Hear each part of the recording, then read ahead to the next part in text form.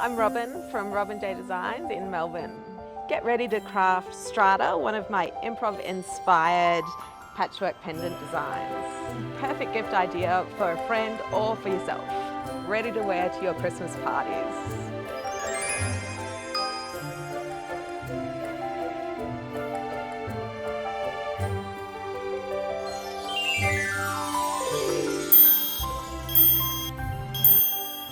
Before we jump into stitching, I just want to talk a bit about fabric choices for this design. So you'll see here, I've chosen to use one colour fabric on one side of our strips to create a background effect.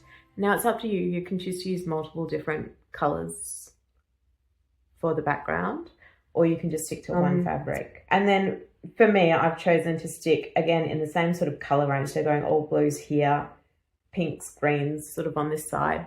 I like to use quite a colour contrast, sort of almost opposite colours between my background and my focus colours. But again, it's up to you. You may choose to use quite contrasting here. You could go sort of reds and blacks, even throw in some prints, or you might sort of stick with the sort of colours that I've chosen.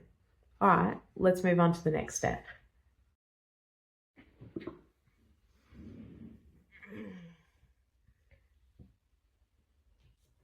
Okay, so here I've chosen my fabrics for Strata, and so I've selected this dark blue to use as my background. I'm going to be replicating this one that we've got on the cover of the pattern. So I've got the dark blue for the background, and then I've got these 4 other colours for my focus colours. So you can use as many or as few colours for your focus colours as possible, and same for the background. So when we're cutting them up, we need a total of 10 2" by 3/4 inch pieces of each of the background and the foreground fabrics. So I find it easier just to cut 3/4 inch strips of each fabric and then cross cut them into 2" strips to get the right number we need. You may prefer to do it more precisely, so cut just the right amount of 2" pieces. For me, I use a lot of 3/4 inch strips, so it's easy to just cut a whole strip and then cross cut them into what I need. So I'm going to go ahead and do that now.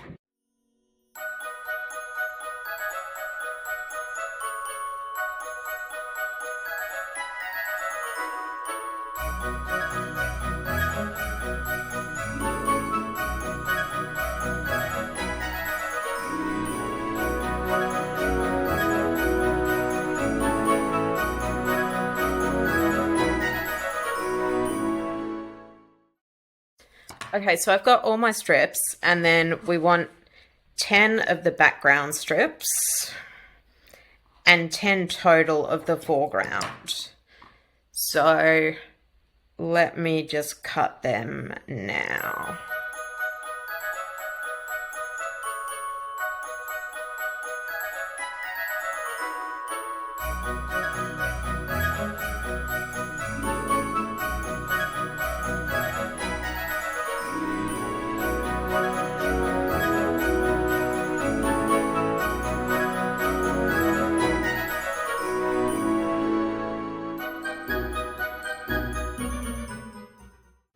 Okay, so for our first step here, we're just going to use a regular 1/4 inch foot. It doesn't matter exactly what your seam allowance is. We're just going to be joining our strips together. So we're also going to use a fairly fine weight thread. If you have one, it's not a big deal if you don't, but it will give less bulky seams. And so for that, I like to use about a size 70 needle. But again, an 80 will work fine if that's what you've got.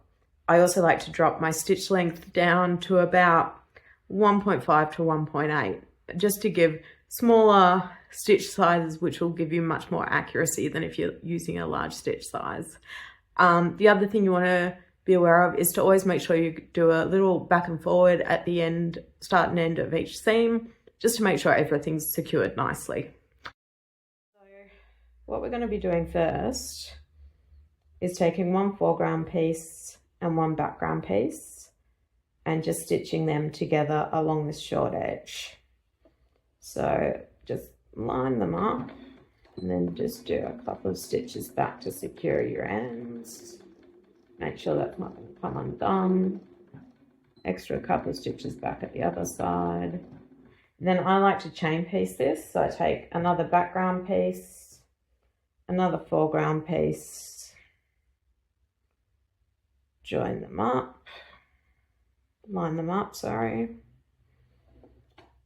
Just lift my foot, pop that under there, and then stitch the next one. Now you may find, depending on your fabric and your needle and everything, that your machine may want to chew this up a little bit. And if that's the case, you can just put a bit of paper or something underneath this and sew it onto the paper as if you're doing foundation piecing. It'll just give it a bit more stability. And then you can just tear that off the paper.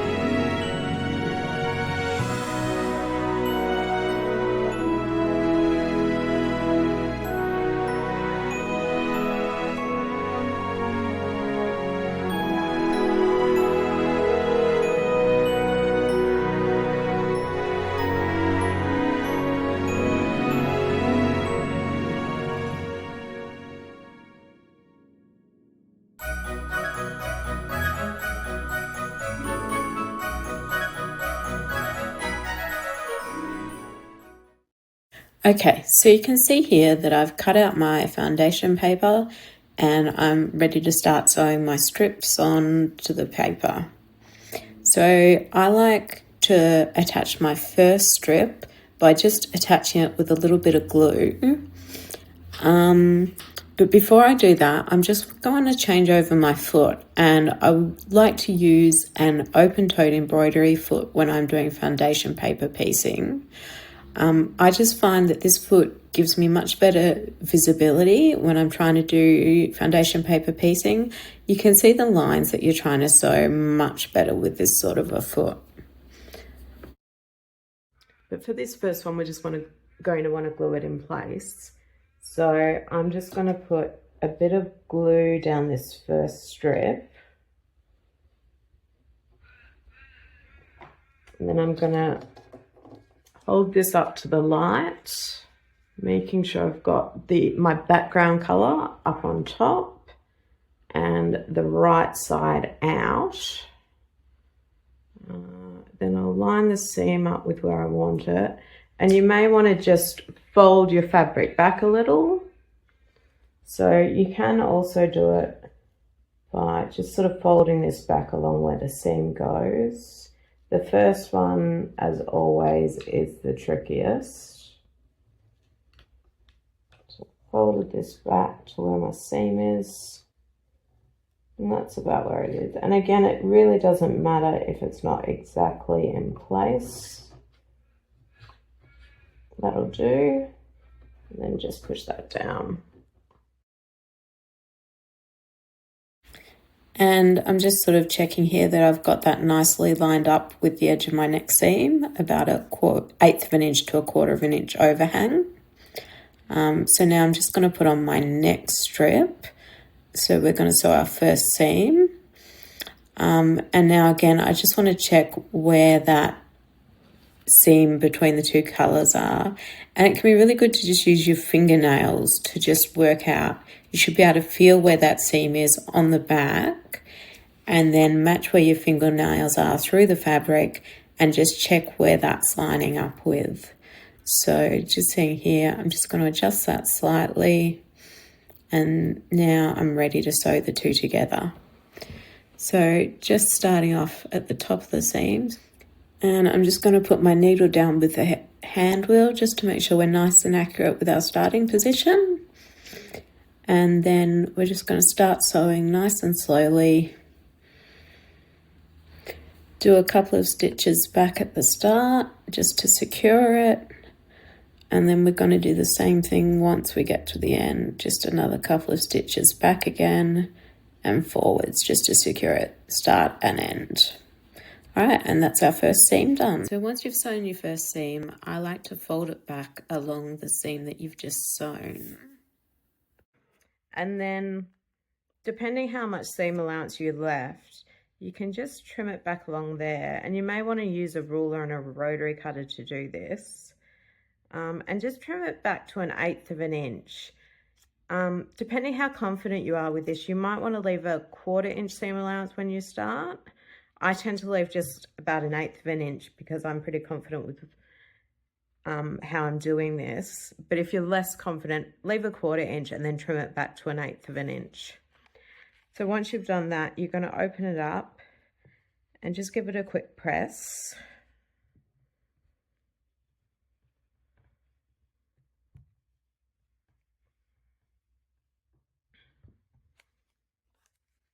Then we're going to fold it back along the next line here.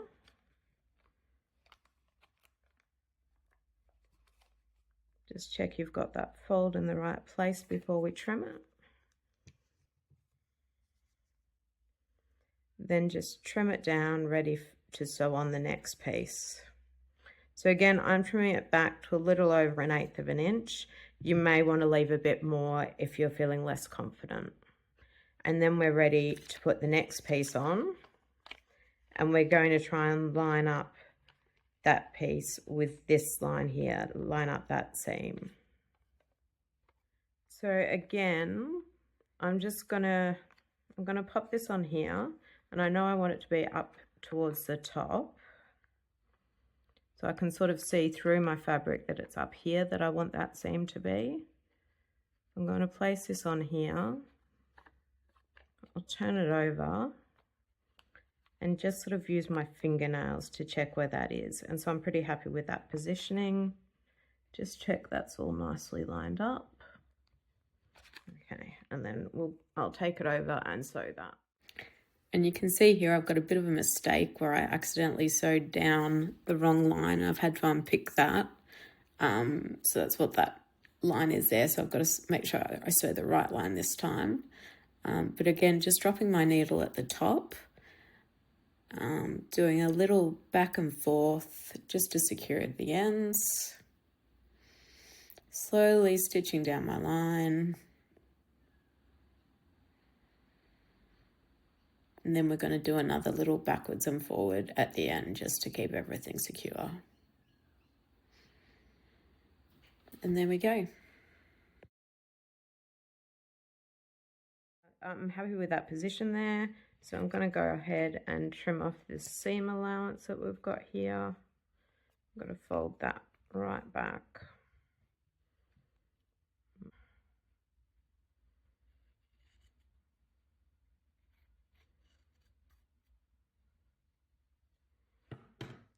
All right.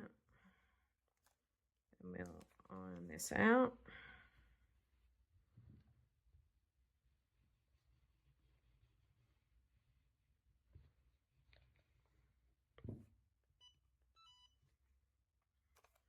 Fold this back on the next line. Trim it up. And we're ready to attach the next strip. So I'm just going to jump ahead, sew on the rest of these strips, and then we'll be ready to mount it. Okay, just before we jump into assembling our earrings, I want to talk a bit about our mini earrings. Now you can do whatever you like with these. They are really fun for just fussy cutting little tiny prints. But if you want to make them match your larger earrings, you can either just use a fabric from the larger earrings, so a couple of fabrics together. But what I like to do is make a miniature version of what we've done in the necklace. I haven't provided a pattern for that, but the way I do it is use the middle piece, which is the thinner piece, and you're just gonna trace out the circle. Just use a bit of scrap paper from the pattern if there is one. If there isn't, just use some regular paper and that'll work just as well. So we're just gonna do that. Then you're just gonna mark on it some intervals. Now leave quite a bit of a gap at the edge because this front piece is going to overhang that edge. So there's no point doing one right at the very edge. So make that first one maybe 1/4 of an inch. and then sort of go 1/8 of an inch, and then you can kind of make them a bit bigger or a bit smaller as you like. So just sort of whatever size you want, it doesn't matter.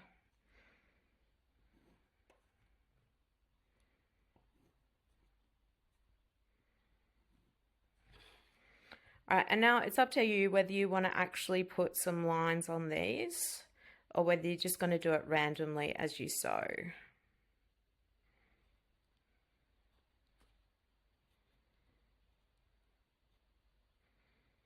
So I've just put some sort of suggested lines on for my ones, and I'm just kind of going to put that over to check that we're still going to see where those are, because the edge pieces will disappear a little bit. All right, so then I'm just going to sew that in exactly the same way we did the pendant. So I'm going to do that, and then I'll see you in the next session where we're going to assemble our earrings and our pendant. Okay, so the final thing we have to do is to glue our frames together with our patchwork piece in it. So I've just laid it out. You can see we've got our pendant frames here and our mini earring frames here. And these are our backs, our middles, and our fronts. And there's a diagram with all of this in it in your pattern. So I'm just going to move our fronts out the way for the moment. We don't want them yet. We're going to start by gluing our middles to our backs. Now the back and the front has a varnished side and a non-varnished side. You want to make sure your varnished side is going to go on the outside of the necklace. So we're going to put that face down and we're going to glue the middle like this. Now for glue, you want to use some sort of PVA wood glue. I use Acrid here. I don't know if that's available in America, but just look for something in your hardware store or your craft store that's a wood glue. Now, if it comes with a fine applicator, that's great. Mine doesn't, so I just sort of squirt a bit out on something plasticky, and then I find these cotton buds are really great. Just pop a bit on there and just apply it that way, and I just use a tissue or something to wipe off any excess. So we're just going to dab a bit on there, put a bit on the back. Don't go too heavy, but you want to make sure you're going to get a good seal.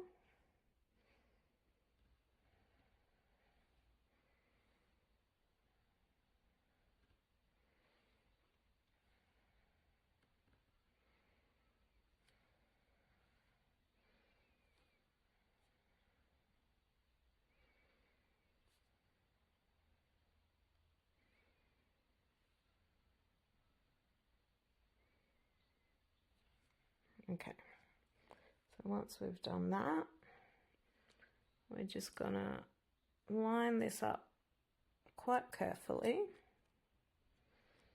put it on, and then just sort of wiggle it around until that's nicely aligned.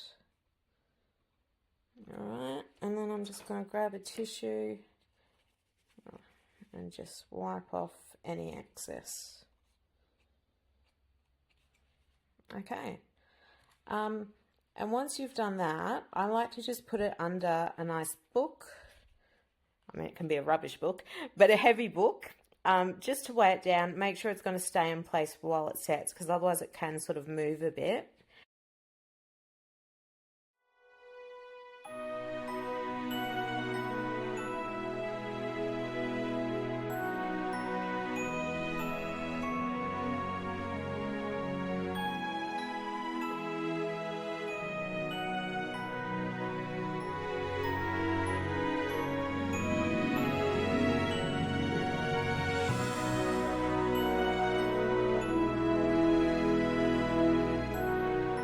Okay, so I've got all my frames that we glued together set and dried now. You can see I've made up these mini earrings and they've turned out super cute. I'm really happy with how they've come along. And so now we're going to put the rest of our frames together. So I've got my fronts. So the first thing we're going to do is put the middle piece in. So if this ends up a little bit big, just trim it off. So here I'm just going to trim a little bit off the side here, so you can see that didn't quite catch when I was trimming here. if you're trimming it down, always be careful. It's better to take less off than more. You can always trim a bit more off. You can't put more back on. Now, a couple of things when we're putting our patchwork in. One thing is we want to make sure there's no threads hanging over the edge. So I'm going to trim them off. With this piece, you want to have a bit of think about what direction. So on the pattern front, I think I've put it that way. So you can sort of have it going crosswise, you can have it going in the opposite direction. Sort of more traditionally, and originally when I designed it, I was going to have it going up and down like this. You could also have it coming down from the top. If you wanted to get really crazy, you could do it diagonally. It really is up to you, so just have a play around with it. Now this will hold itself in if you just put the top on, but especially with this one where it can rotate around when you're trying to glue the top on, I like to just use a bit of fabric glue.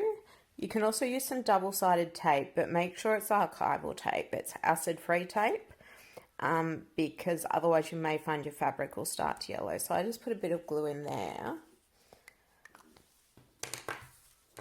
And then I'm just going to glue this in. So this way we can sort of get the orientation we want and then not have to worry about that moving while we glue the top on.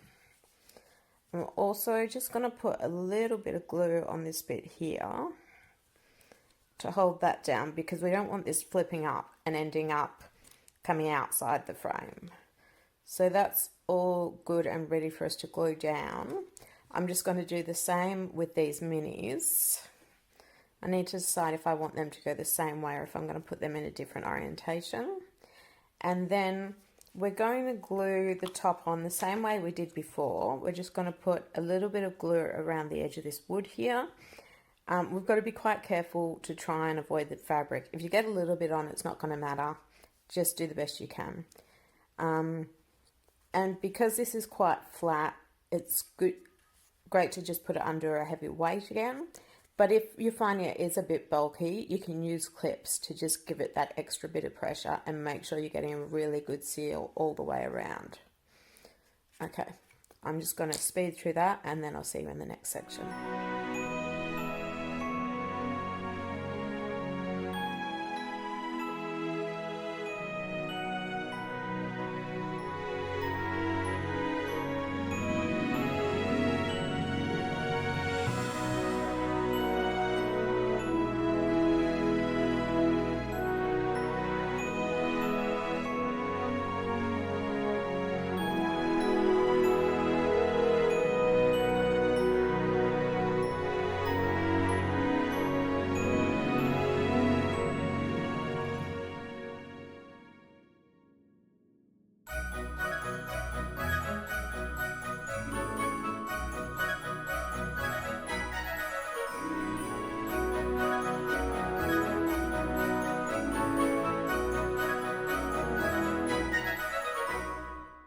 Okay, so these are all finished now and dry. So we're going to put the earrings through. So with that, we want to put the hook bit through from the back, and that's just going to make sure when you put it into your ear that it goes the right way. So we've got our two little earrings, and then for the necklace, we're just going to loosen this off a bit. We want to make sure we find the center, so make sure that's pulled tight. Find the center. I'm just going to make it a little bit longer to make it easier. Grab the center, then we're going to put this through here.